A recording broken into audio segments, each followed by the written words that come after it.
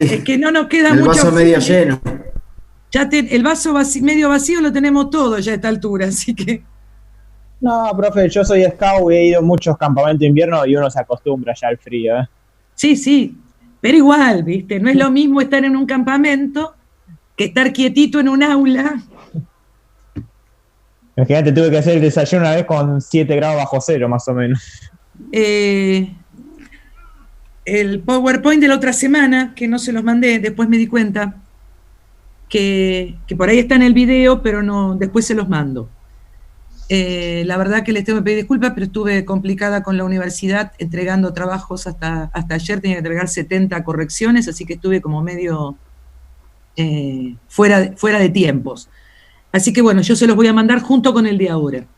Y también les había comentado la idea de un trabajo que les iba a pedir, que no se los puse ni nada, porque bueno, como no le había dado las indicaciones, me parecía más fácil primero decírselos y después anotarlo.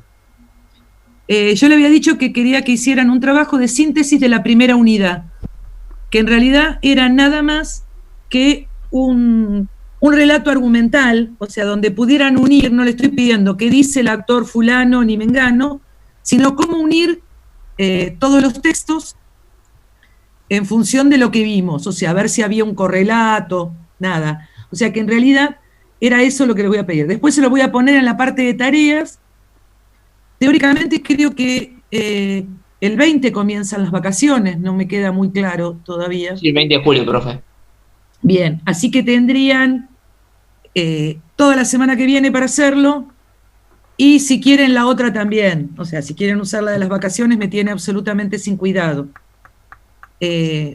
Nada, pongo una fecha para el 20 y pico y ustedes cuando lo van teniendo lo van entregando, sin ningún tipo de apuro. Insisto en esto, es nada más que para tener algo de todos en este momento y que sea un texto, después le voy a poner las pautas, pero argumental. O sea, que argumenten cómo relacionar los temas, lo que vimos, por dónde va cada uno si quiere en función de tal o cual autor, pero digo, no estoy pidiendo una síntesis bibliográfica, no esa es la idea. O sea, relacionar todos los textos, profe. Sí, relacionar los contenidos. Los contenidos. En los contenidos más que los textos, o sea, cada uno lo maneja como le parezca, pero nada, como para tener algo de síntesis de lo que vimos en lo que sería la primera unidad completa. Ok. No sé si algo le genera dudas de esto a alguien. No. Si se entiende, es nada más que ver cómo se comprendió la unidad 1. Quería hacerle una consulta. Decime, Alexis. En el trabajo que estamos hablando ahora, ¿va a ir la revolución de Haití y Estados Unidos, que tendríamos que trabajar, No. creo que hoy, ¿no? No. Claro, hoy lo que va a ser solamente la unidad 1. Esto que vamos a trabajar hoy es la unidad 2. Bien, que si no me equivoco, corríjame, por ahí lo tiene más fresco, serían Alperindongi, Mirés, Hausman, y la doble revolución. Y que no se Claro. tenga alguno más.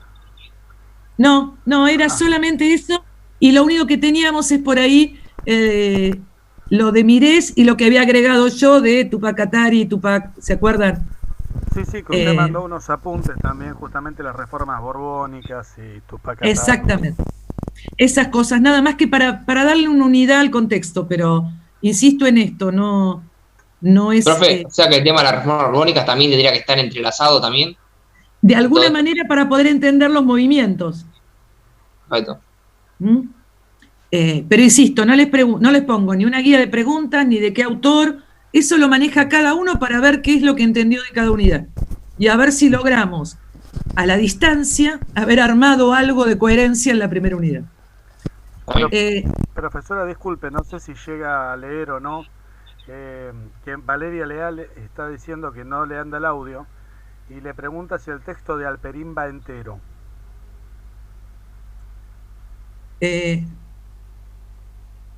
Va el capítulo. Capítulo 1. Capítulo 1, sí, por eso sí es. Pero además, insisto en esto, que tome, si me está escuchando, que tome la parte que quiera justificar de alguno de los temas. ¿Sí?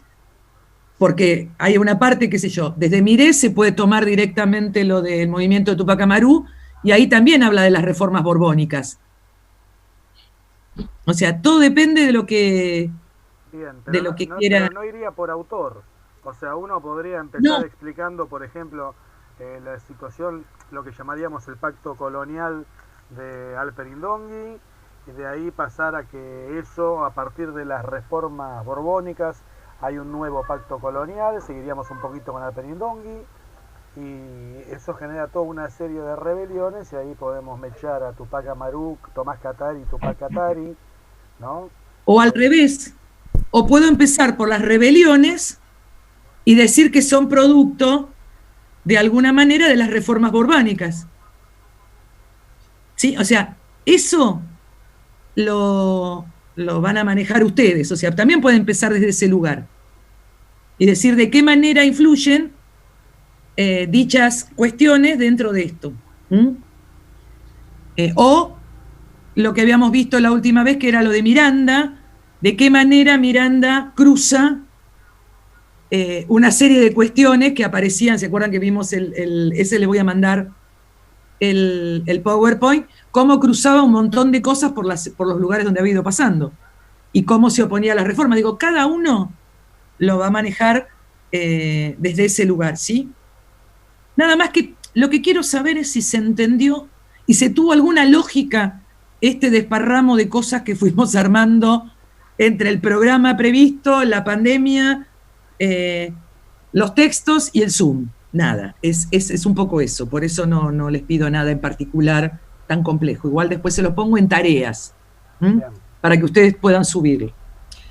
Y hoy, en realidad, lo que vamos a trabajar, para no incluirle más cosas, después se los voy a mandar, es solamente, no vamos a entrar en Haití, eso lo vamos a dejar para después. Sí le voy a mandar los textos para que los vean para después de las vacaciones, para que lo tomen con calma, porque además es un tema interesante y me gustaría que primero lo podemos discutir. Para mí es tan interesante como incluir a Tupac Amaru.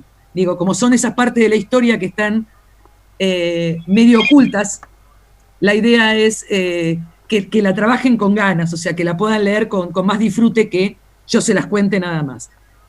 Igual que lo de la independencia de Estados Unidos. Hoy en realidad lo que vamos a ver es, yo no sé hasta dónde ustedes vieron la formación de las 13 colonias, los problemas que había en Canadá y Estados Unidos, Francia. No tengo idea si ustedes eso lo vieron el año pasado. Mire, por lo menos en lo que era segundo B, no lo tocamos en lo absoluto el tema. Bueno. ¿Y segundo A? Hola, profe. ¿Me Hola. escucha? Sí. Y segundo A tampoco. Bueno, entonces, no tocamos esos temas. Porque está bien, es tan largo el programa de segundo, con todo lo que tiene que ver con la conquista, que es bastante complicado. Así que la idea es que lo que armé es un PowerPoint que vamos a charlar sobre cómo es la conquista de las 13 colonias, cómo es el tema de Canadá y los conflictos que va a haber en los territorios, para entender después cómo Estados Unidos se va posicionando y crece en sus territorios. Entonces, para poder entender después la independencia de Estados Unidos y cómo después avanza sobre el resto del continente americano. De las 13 colonias, cómo llega a la otra punta.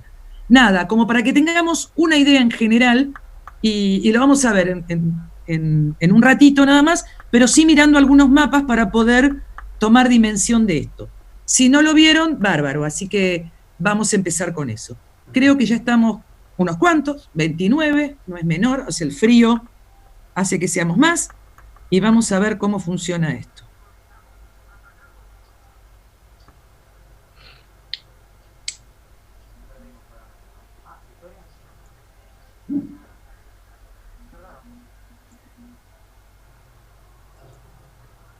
¿Están viendo? Sí, se ve perfecto. ¿Se ve perfecto?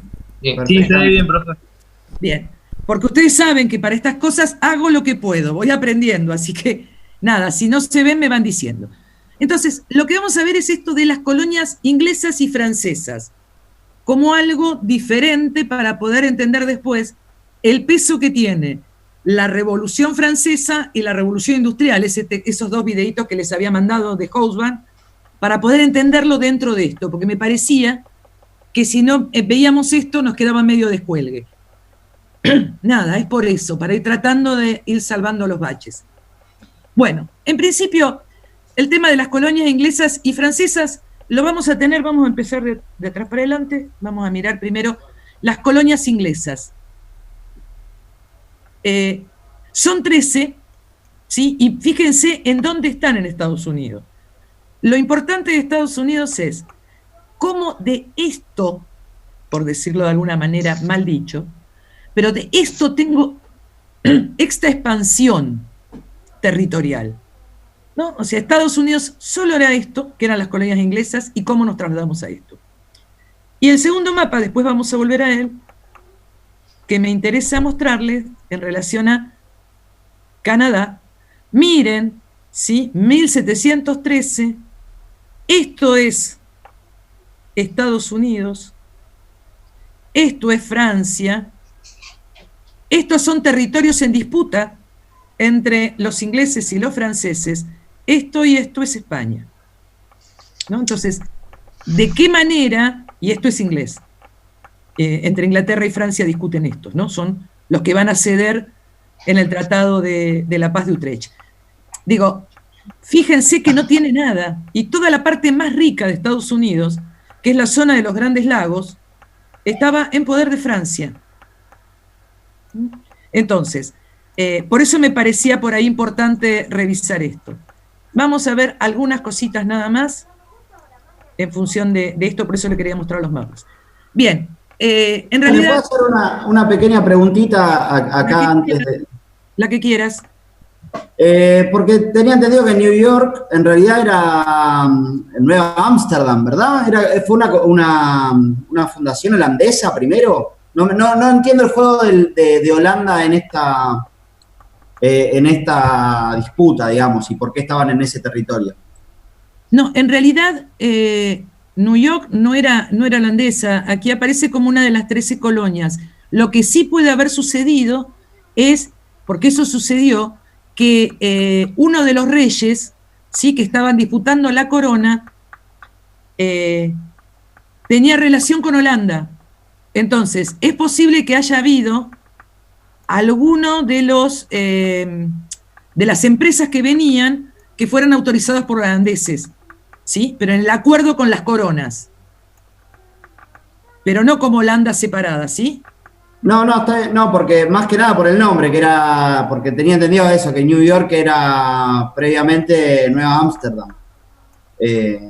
Lo tenía como fundación holandesa, pero debo estar confundido. No, yo no tengo registro, pero te lo busco y te digo, no tengo ningún problema. Puede ser que tengas razón y yo no lo sepa, digo, esto nos puede pasar a cualquiera. Pero digo, me fijo. Sí. Lo que me dice el compañero me parece que lo vimos en uno de los textos el año pasado, creo que es en la Paz de Breda de 1667, que como que Nueva Ámsterdam pasa a ser Nueva York o una cosa así, y se entiende como que Holanda cede eso a Gran Bretaña. Está bien, pero puede ser por la corona. Sí, O sí, sea, digo... El acuerdo, porque en un momento había toda una discusión entre los reyes, y en algún momento la duda esta entre Jacobo I, que era de los Estuardo, tenía algunos conflictos con los reyes de Holanda. Pero nada, no hay problema. Bien, bueno, dentro de las colonias inglesas, no solamente tenemos las 13 colonias, una de las características importantes es que además va a tener otras colonias, y que va a ser Jamaica, las Bahamas, Trinidad y Tobago, Granada, Bermudas, asientos en Honduras y Belice y en las Islas Barbados. Belice en ese momento no estaba independiente como ahora, o sea, estaba como inserta. Ustedes, ahora si miramos en el mapa, los ingleses estaban en las costas estratégicas en función de tener relación directa con la cantidad de barcos que entraban a las colonias españolas, ¿no? Esto era el control de los mares. Y además a Inglaterra le pertenecía Nueva Escocia, Terranova y Bahía de Hudson, esas que yo les mostraba que después estuvieron en discusión con Francia. En realidad, las 13 colonias, el tema que tienen particularmente es que son absolutamente autónomas. Tienen un gobernador, esto lo van a ver, tienen un gobernador nombrado desde Inglaterra, pero lisa y llanamente ellos acuerdan que el poder de la asamblea o del consejo es mucho más importante que el poder que tiene este gobernador. Ustedes saben por qué una de las causas estos barcos vienen a América, ¿no? No, creo que estaba por una cuestión religiosa, tiene que haber venido por, ¿no? Por el tema. Exactamente. Uno de los graves problemas es después de Enrique VIII y su grave problema con la Iglesia Católica, primero por su segunda mujer y después con la propia Iglesia, o sea, en el momento que rompe con la Iglesia Católica, su primera mujer era una española, rompe con la Iglesia Católica, él funda el anglicanismo. ¿Qué significa esto? Que es la religión inglesa y que el Papa es el rey. O sea, la autoridad eclesiástica máxima es el rey. Frente a esto aparecen un grupo de sectores, sobre todo los cuáqueros, ¿sí? Los puritanos, que son aquellos que se oponen directamente a la postura de reconocerlo a él como el Papa o en realidad el jefe de la religión, y deciden venirse, entre otras cosas, en uno de los barcos que es el Mayflower. Digo, esto también hace que no hay mestizaje, en principio, entre estas 13 colonias y los indios de Estados Unidos. No hay mestizaje porque vienen familias, hay una cuestión de organización. Entonces, va a pasar algo absolutamente diferente a lo que había sido la conquista española. Por eso la llaman en realidad, más que conquista, esto va a ser una colonización. Vienen directamente colonias y se establece. Autónomas entre sí, en líneas generales. Es más, una de las cuestiones que aparecen es que la colonia, que acá hay un textito nada más, dice que en realidad la promulgación de las leyes o lo que hacía la Inglaterra era absolutamente simbólica, ¿no? Eran escogidos por el gobernador, era escogido por el jefe del Estado inglés, pero en realidad todo se resolvía en asambleas y son los coloniales los que deciden qué cosas se hacen y qué cosas no. ¿Por qué les digo esto? Porque esto es lo que va a generar después el conflicto cuando le aumentan los impuestos, porque ellos determinaban qué impuestos eran permitidos o no. Y además, las colonias inglesas venían bancando de alguna manera todas las guerras que llevaba teniendo los ingleses en territorio europeo, ¿sí? Entonces, esto también hace que ellos tengan una política muy particular. Otra de las cosas por ahí importantes es, cuando vienen estas colonias se encuentran con dos cosas.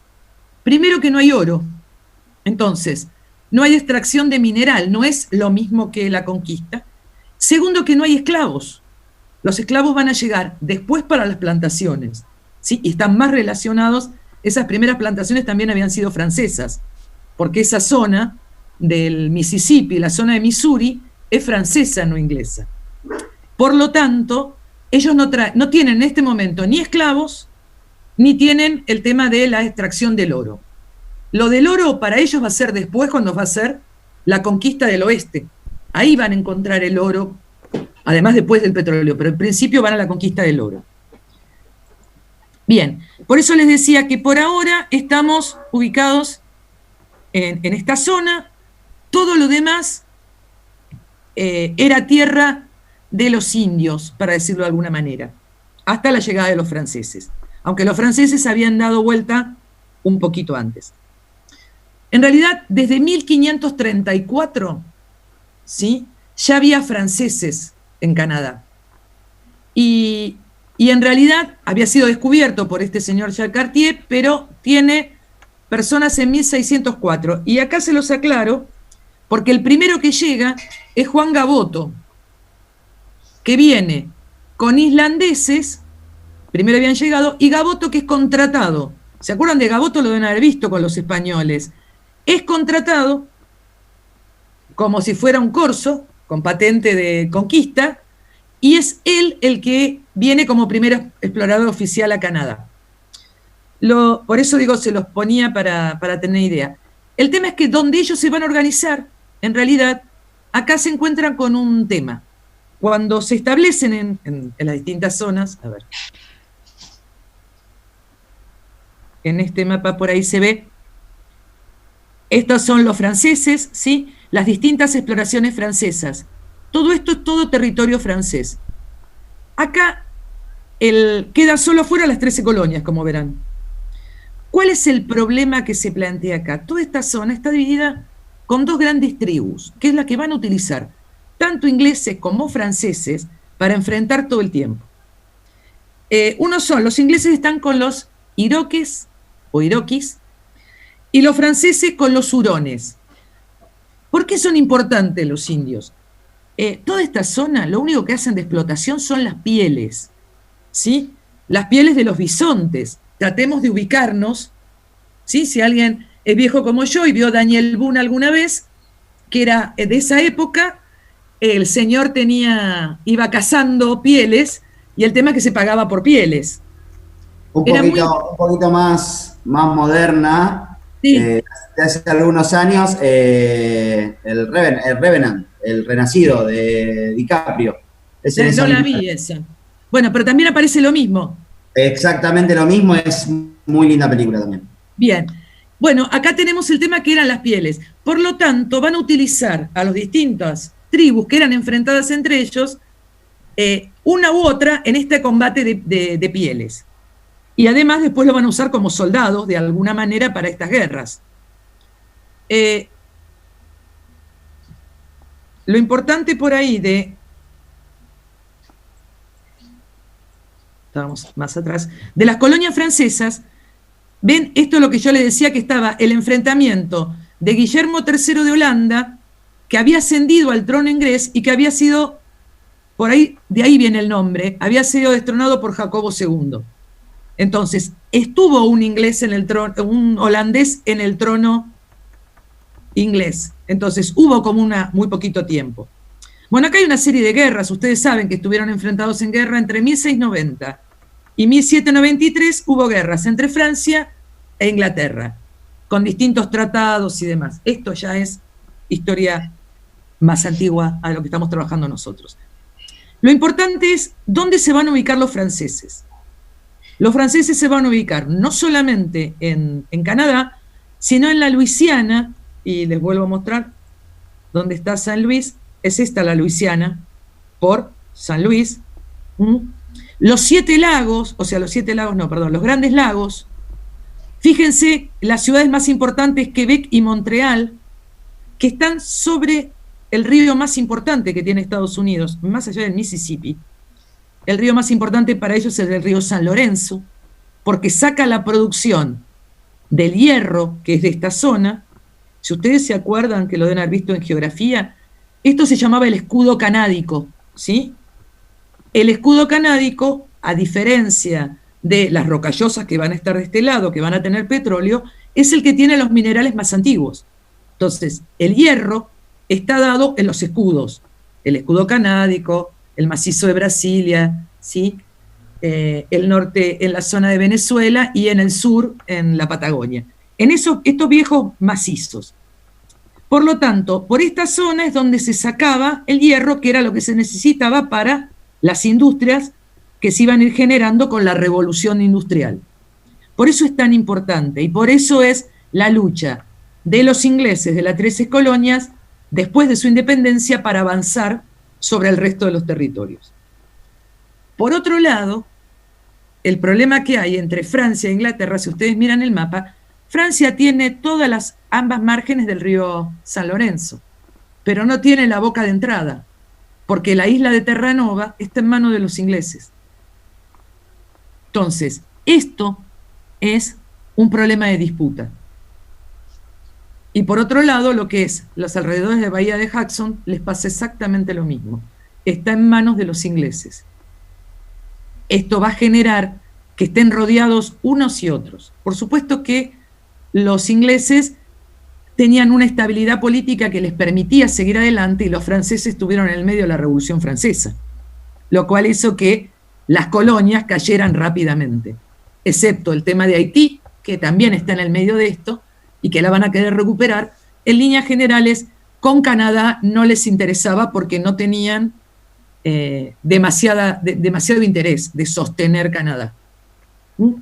Además, Napoleón después tampoco le va a interesar demasiado porque no es el fuerte de la Marina, ¿no? Entonces ya el avance ya se iban entregando, lo importante era en territorio. En vez sí haber mandado... Sí. Le paso una consulta. Vio que usted recién nombró justo la Revolución Francesa y esta disputa entre Inglaterra y Francia. Sí. Yo tenía entendido, por lo menos, corríjame si estoy equivocado, que como que Francia estaba un poco de ventaja en esa disputa con los ingleses y por eso cada vez gastaba más recursos, y de ahí viene la Revolución Francesa, ¿no? O sea, gastaba cada vez más recursos para ganarle a Inglaterra y por eso viene la Revolución, porque quieren cobrarle más impuestos a los grandes comerciantes y todo, pero como que ellos del lado americano estaban perdiendo. Claro, pero las guerras que desencadenan como uno de los factores de la Revolución Francesa, porque fueron varios, ¿sí? Son las guerras de un continente, las que se llevan entre 1690 y 1793. O sea, esas guerras que venían en continente, las que venían en la colonia era como consecuencia de, pero los problemas eran por el trono, porque los graves problemas era que disputaban todo el tiempo quién se quedaba con las monarquías, ¿sí? Como muchos de los monarcas no habían tenido herederos, empezaban estas alianzas a ver a quién le correspondía por familiaridad. Y había un montón de colonias. Yo estoy trabajando sola con la de América, pero ustedes piensen que había un montón de colonias, tanto en África como en Asia, que le brindaban más servicios que estas.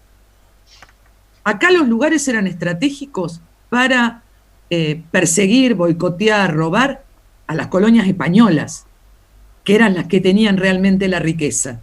Ellos tenían mucho menos. Los territorios que el norte no tenía, los minerales que había tenido la corona española, ¿sí? Sí.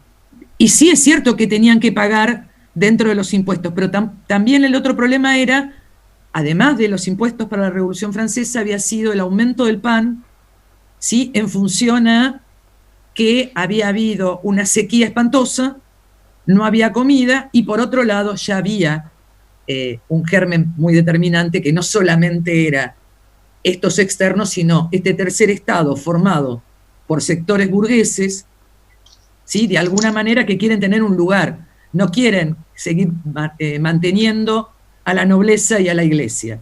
Ellos quieren tener un lugar, como les pasó a la mayoría de las revoluciones, ¿no? El ingreso de otro sector social que quiere los mismos derechos o acercarse a esos derechos y no que sean sometidos todo el tiempo. ¿Sí? Exacto. Recuerden que en la Revolución Francesa el tercer estado estaba formado lo que era el pueblo.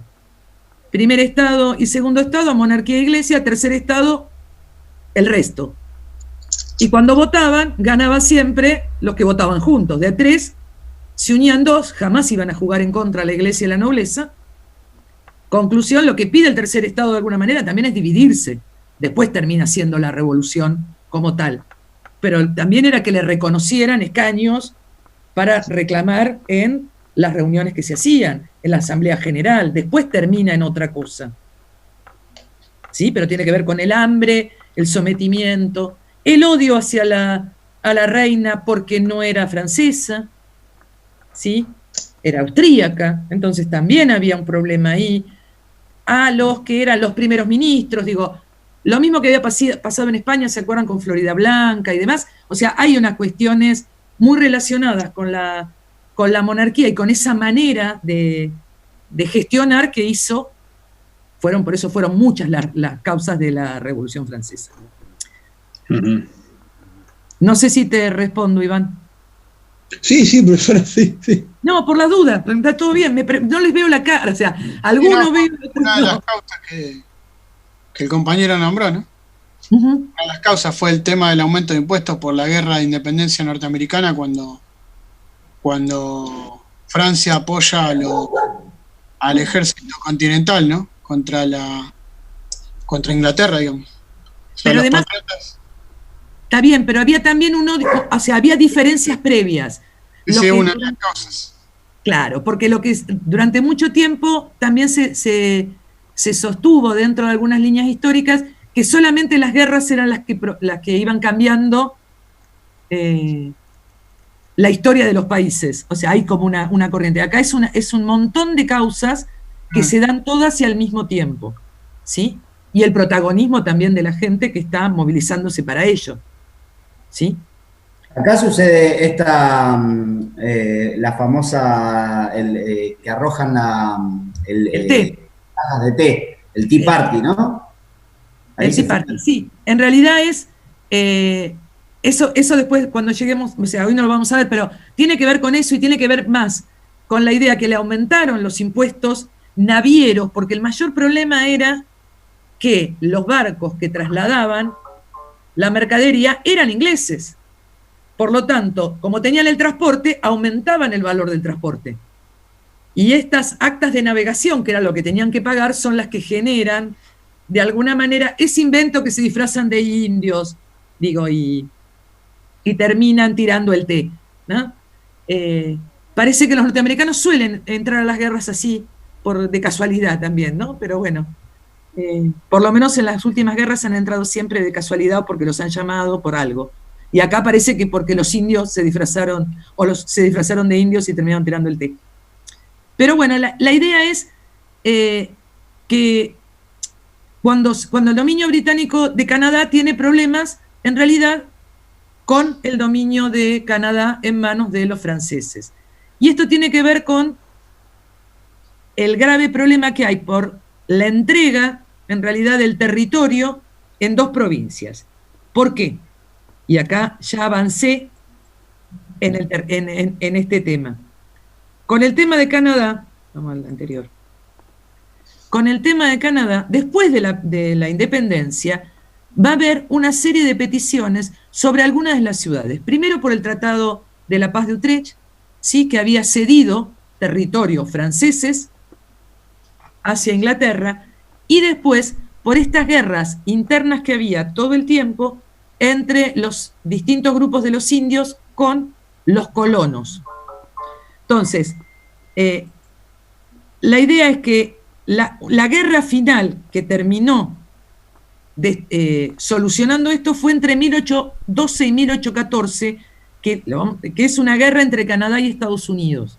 Digo, existió una guerra donde ahí le entregan una serie de territorios, entre ellos toda la zona de lo que sería el Bajo Canadá, que va a ser esta zona. Es el Alto Canadá y el Bajo Canadá.